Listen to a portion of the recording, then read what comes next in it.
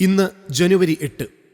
ആധുനിക ശാസ്ത്ര വിപ്ലവത്തിന് തുടക്കം കുറിച്ച ശാസ്ത്രജ്ഞന്മാരിൽ പ്രശസ്തനായ ഗലീലിയോയുടെ ചരമദിനം. ഭൗതികശാസ്ത്രജ്ഞൻ, വാനനിരീക്ഷകൻ, ജ്യോതിശാസ്ത്രജ്ഞൻ, തത്വചിന്തകൻ എന്നീ നിലകളിലൊക്കെ കഴിവ് തെളിയിച്ച ലോകത്തിലെ ഏറ്റവും പ്രശസ്തരായ ശാസ്ത്രജ്ഞന്മാരിൽ ഒരാൾ. നിരീക്ഷണം, പരീക്ഷണം, ഗണിതവൽക്കരണം ഇവയാണ് ശാസ്ത്രത്തിന്റെ പണിയായുധങ്ങളെന്ന് ലോകത്തിന് ആദ്യമായി കാട്ടിക്കൊടുത്ത ആധുനിക ശാസ്ത്രവിപ്ലവത്തിന് തുടക്കം കുറിച്ച ശാസ്ത്രജ്ഞന്മാരിൽ ഒരാൾ. ലോകചരിത്രത്തെ ഏറ്റവും സ്വാധീനിച്ച 100 വ്യക്തികളിൽ ഒരാൾ. പ്രകൃതിയെ സംബന്ധിച്ച് പല പഴയ വിശ്വാസങ്ങളും തെറ്റാണെന്ന് ആദ്യമായി തെളിയിച്ച വ്യക്തി ഗലീലിയോ. ഇറ്റലിയിലെ പിസായിൽ 1564 അദ്ദേഹം ജനിച്ചത്. പെൻഡുലം തത്വം കണ്ടുപിടിച്ചതും വികസിപ്പിച്ചെടുത്തതും ഗലീലിയോയാണ്. വൈരുദ്ധ്യങ്ങൾ നിറഞ്ഞതായിരുന്നു ഗലീലിയോയുടെ ജീവിതം.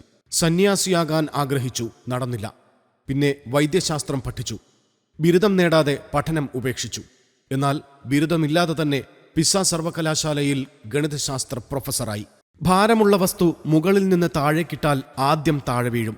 ഭാരം കുറഞ്ഞത് പതിയെ മാത്രമേ താഴെ വീഴൂ എന്ന അരിസ്റ്റോട്ടലിന്റെ വാദം അദ്ദേഹം പൊളിച്ചു. ചാരക്കണ്ണാടി എന്നറിയപ്പെട്ടിരുന്ന ദൂരദർശിനി പരിഷ്കരിച്ച് മെച്ചപ്പെടുത്തി. അതിലൂടെ ആകാശഗോളങ്ങളെ നിരീക്ഷിച്ചു. അങ്ങനെ ദൂരദർശിനിയിലൂടെ വാനനിരീക്ഷണം നടത്തിയ ആദ്യ വ്യക്തി ഗലീലിയോയായി. 1610 ഗലീലിയോ എഴുതിയ ദി സ്റ്റാറി മെസ്സഞ്ചർ, നക്ഷത്രങ്ങളിൽ നിന്നുള്ള സന്ദേശം, ജ്യോതിശാസ്ത്ര ചരിത്രത്തിലെ ഏറ്റവും പ്രധാനപ്പെട്ട ഗ്രന്ഥങ്ങളിലൊന്നാണ്.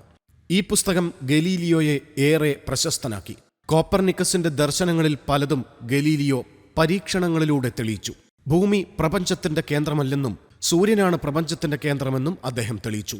ഭൂമി സൂര്യന് ചുറ്റും കറങ്ങുകയാണെന്നും ഗലീലിയോ തെളിയിച്ചു. പ്രപഞ്ചം രചിക്കപ്പെട്ടത് ഗണിത സമവാക്യങ്ങളിലാണെന്ന് ഗലീലിയോ എഴുതി. ജസ്യൂട്ടുകൾ ഗലീലിയോയ്ക്കെതിരെ മതദ്രോഹ കുറ്റം ആരോപിച്ചു. കർദിനാൾ ഫ്രാൻസിസ്കോയുടെ പ്രേരണ മൂലം ഒടുവിൽ ഗലീലിയോ കുറ്റമേറ്റു. കോപ്പർനിക്കസിന്റെ പ്രപഞ്ചമാതൃക താൻ വിശ്വസിക്കുന്നില്ലെന്നും അത് തന്റെ പുസ്തകങ്ങളിൽ പറഞ്ഞത് തെറ്റാണെന്നും ഏറ്റുപറഞ്ഞു. ഗലീലിയോയ്ക്ക് ജീവപര്യന്തം തടവ് ശിക്ഷ വിധിക്കപ്പെട്ടു. ലോകത്തിന് മുൻപിൽ ജസ്യൂട്ടുകൾ വിജയിച്ചു.